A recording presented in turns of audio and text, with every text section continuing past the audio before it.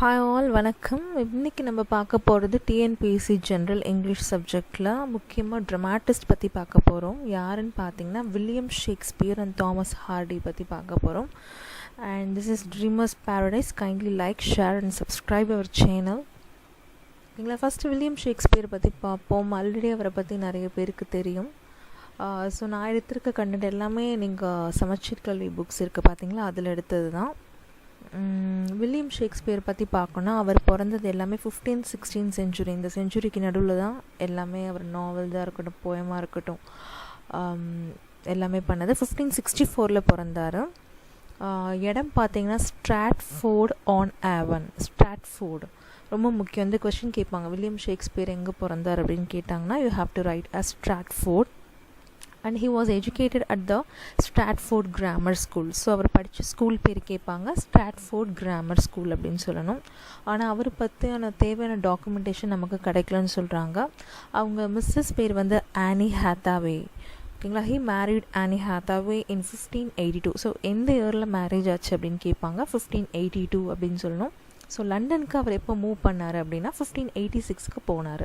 1586 எதுக்கு லண்டனுக்கு போனார் அப்படின்னா ஒரு ஆக்டர் ஆகணும்னு நினச்சார், போயிட் ஆகணும்னு நினச்சார், ட்ரமாட்டிஸ்ட் ஆகணும்னு நினச்சார். அவர் தேட்டர் மேனேஜராகவும் ஆகிட்டார். ஸோ அவரோட சிறந்த காமெடிக்கான நாவல்ஸ் எது அப்படின்னு பார்த்தீங்கன்னா, போயம் எது அப்படின்னு பார்த்தீங்கன்னா மிட்சம்மர் நைட் ட்ரீம். இது ரொம்ப ஃபேமஸானது, மிட்சம்மர் நைட் ட்ரீம். அடுத்தது த மர்ச்சன்ட் ஆஃப் வெனிஸ், அது கேள்விப்பட்டிருப்பீங்க. And much ado about nothing. ஓகேங்களா. இது எல்லாமே ரொம்ப ஃபேமஸான காமெடி ப்ளே அப்படின்னு சொல்லலாம். அவரோட ரொம்ப ட்ராஜடியான போயம் எது அப்படின்னு பார்த்தீங்கன்னா ஹேம்லெட். இந்த ஸ்டோரி வந்து Hamlet, King Lear, Othello and Macbeth. So இது எல்லாமே ரொம்ப ட்ராஜடி. அடுத்தது வந்து the first collected edition of Shakespeare sonnet கேட்டாங்கன்னா எந்த இயரில் அப்பியர் ஆச்சுன்னு கேட்டிங்கன்னா 1609. 1609. மொத்தம் எவ்வளோ சொனட்ஸ் அவர் வந்து ரெடி பண்ணியிருக்காருன்னு கேட்டிங்கன்னா 154 சொனட், 154 சொனட்ஸ். அதோட தீம் என்ன அப்படின்னு பார்த்தீங்கன்னா முக்கால்வாசி அவங்களோட theme mostly destructive power of time, அது ஒன்று. அடுத்தது வந்து ஆர்ட்டை பற்றி சொல்லியிருப்பார். ட்ரையாங்குலர் லவ் ரிலேட்டடான சப்ஜெக்டாக இருக்கும் அவரது. அதுக்கப்புறம் மோஸ்ட்லி எமோஷனை ஓரியன்டான சப்ஜெக்டாக இருக்கும். அனாலிசிஸ் ஆஃப் எமோஷன், லவ் பற்றி சொல்கிற ஒரு சப்ஜெக்டாக இருக்கும். இதுதான் அவரோட சோனட் மோஸ்ட்லி. அது மட்டும் இல்லாமல் நீங்கள் நோட் பண்ண வேண்டியது என்ன, 154 சொனட். அதுக்கப்புறம் எத்தனை போயம் எழுதியிருக்காருன்னா 2 லாங் போயம் எழுதியிருக்காரு. போயம் பேர் கேட்க வாய்ப்பு இருக்குது. அந்த 2 லாங் போயம் பேர் என்ன, வீனஸ் அண்ட் அடோனிஸ். இன்னொன்று the rape of Lucrece and Venus and Adonis. அவர் பெரிய சிறந்த எழுத்தாளர்னு எல்லாருக்குமே தெரியும். பெரிய ட்ரமாட்டிஸ்ட் அப்படின்னு தெரியும். உலகத்துக்கு எல்லாருக்குமே தெரியக்கூடிய ஒரு போயட் அப்படின்னு சொல்லலாம். So the greatest writer in the English language and the world's preeminent dramatist. He was the world's immortal poet அப்படின்னு சொல்கிறாங்க. His genius was soon recognized and influenced personalities like Pearl of Southampton were among his friends and partners. So நிறைய பேர் பெரிய பெரிய பர்சனாலிட்டிக்கு எல்லாருக்குமே ரொம்ப சீக்கிரமாக பழக்கமானார். அவ்வளோ சீக்கிரமாக ரொம்ப ஃபேமஸ் ஆகிட்டார். அவர் பிறந்த ஊர் வந்து பார்த்திங்கன்னா இங்கிலீஷ் லிட்ரேச்சருக்கான ஒரு ஊர் ஆகிடுச்சுன்னு சொல்கிறாங்க. Stratford has ever since become a place of pilgrimage for the lovers of English literature. He is often call England's national poet அப்படின்னு சொல்லுவாங்க. ஸோ அவரோட பட்டப்பேர் என்னன்னு கேட்டிங்கன்னா இங்கிலாந்து நேஷ்னல் போயட்னு சொல்லலாம், இல்லை பார்ட் ஆஃப் ஏவன் அப்படின்னு சொல்லலாம். ஷேக்ஸ்பியர் ப்ரொடியூஸ் அவரோட மோஸ்ட் ஆஃப் தி ஒர்க் எல்லாமே எப்போன்னு பார்த்தீங்கன்னா 1589 1613 வரைக்கும். இந்த கொஸ்டின் கூட வரலாம், எந்த இயருக்குள்ளே அவரோட நாவல்ஸ், அவரோட போயம், ஸ்டோரி எல்லாமே நல்லா பாப்புலர் ஆச்சு அப்படின்னு கேட்டிங்கன்னா எல்லாமே 1589 1613 பண்ணது தான். மொத்தம் எத்தனை பிளேஸ் அவர் எழுதியிருக்காரு அப்படின்னா 37 place, 154 sonets, 2 long poem. Shakespeare continued to write till the very end of his life. அவர் கடைசி காலம் வரைக்கும் எழுதினார். 1616 இறந்தார். அப்புறம் இந்த கோட் ரொம்ப முக்கியம். He was not of an age but of all ages, not of one country but of all countries. இது சொன்னது யார் அப்படின்னு பார்த்தீங்கன்னா பென் ஜான்சன்ங்கிறவர் சொன்னார். ஷேக்ஸ்பியர் வந்து குறிப்பிட்ட ஏஜுக்குரிய ஸ்டோரி மட்டும் அவர் அமைக்க மாட்டார், எல்லா ஏஜுக்கு உட்பட்ட ஸ்டோரி அமைப்பார். அது மட்டும் இல்லை, அவர் ஒரு கண்ட்ரிக்கு மட்டும் ஏற்ற மாதிரி அமைக்க மாட்டார், எல்லா கண்ட்ரிலும் அக்செப்ட் பண்ணுற மாதிரி அவரோட ஸ்டோரி, நாவல் எல்லாமே இருக்கும் அப்படின்னு சொன்னது பென் ஜான்சன். ஓகே, இது போச்சு. சில எம்சிக்யூ கொஸ்டின்ஸ் இதில் வரும். ஏபிசிடின்னு உங்களுக்கு ஆப்ஷன் கொடுத்து கேட்பாங்க. கொஸ்டின் ஃபார்மேட் அண்ட் ஆன்சர் மட்டும் சொல்ல நோட் பண்ணிக்கோங்க. Where was William Shakespeare born? Stratford. அவர் படித்த ஸ்கூல் வந்து ஸ்ட்ராட்ஃபோர்ட் கிராமர் ஸ்கூல். எப்போ பிறந்தார்? when William Shakespeare born in 1564. So when did he move to London to become actor or poet? In 1586.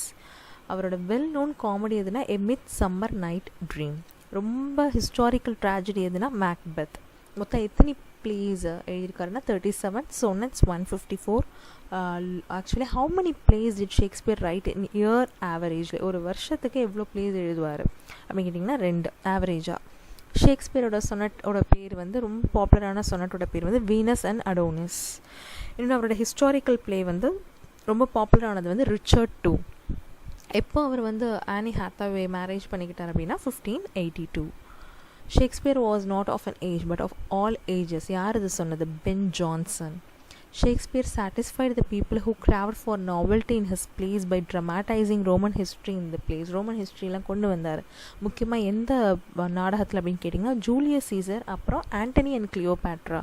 இந்த place மூலயமா அவர் வந்து கொண்டு வந்தார். மக்களை எல்லாருமே ரொம்ப சாட்டிஸ்ஃபை பண்ணார் அவரோட நாவல், அவரோட பிளேயில் அப்படின்னு சொல்கிறாங்க. நெக்ஸ்ட் வந்து நம்ம தாமஸ் ஹார்டி பற்றி பார்க்க போகிறோம். இதுவும் டெக்ஸ்ட் புக்லேருந்து எடுத்தது தான். இவர் பார்த்திங்கன்னா இந்த 19th century அப்படின்னு இவர் சொல்லலாம். 1840 பிறந்தார். 1928 he was dead. அவர் வந்து நாவலிஸ்ட்டும் சொல்லுவாங்க, போயட்டும் சொல்லுவாங்க. ஸோ கொஸ்டின் இப்படி கேட்கலாம்,